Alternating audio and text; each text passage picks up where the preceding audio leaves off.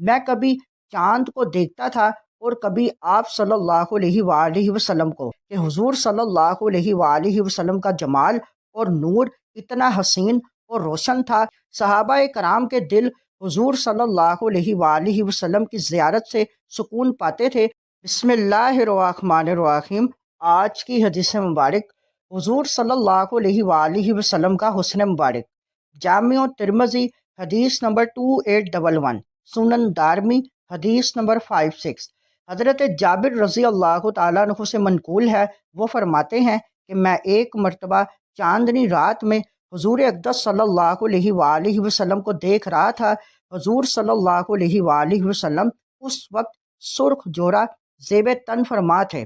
میں کبھی چاند کو دیکھتا تھا اور کبھی آپ صلی اللہ علیہ وآلہ وسلم کو۔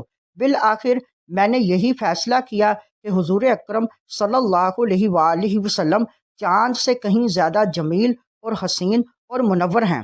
اس حدیث مبارک سے معلوم ہوا کہ حضور صلی اللہ علیہ وآلہ وسلم کا جمال اور نور اتنا حسین اور روشن تھا کہ وہ چاند سے بھی زیادہ منور اور دلکش لگتے تھے۔ یہ صرف جسمانی حسن نہیں بلکہ آپ صلی اللہ علیہ وآلہ وسلم کے چہرے پر نبوت کا نور، اللہ تعالیٰ کی محبت اور رحمت کی جھلک تھی۔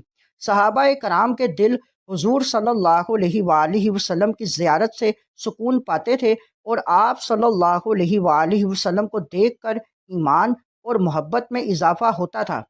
محبت رسول صلی اللہ علیہ وآلہ وسلم ایمان کی بنیاد ہے۔ جیسے صحابہ کا دل آپ صلی اللہ علیہ وآلہ وسلم کی زیارت سے مطمئن ہوتا تھا، ویسے ہی آج ہمیں بھی آپ صلی اللہ علیہ وآلہ وسلم کی سنتوں اور سیرت سے دل کا سکون تلاش کرنا چاہیے۔ چاند کی روشنی محدود ہے، مگر حضور صلی اللہ علیہ وآلہ وسلم کی برکتیں اور ہدایت ہر دور اور ہر دل کو روشن کرتی ہیں۔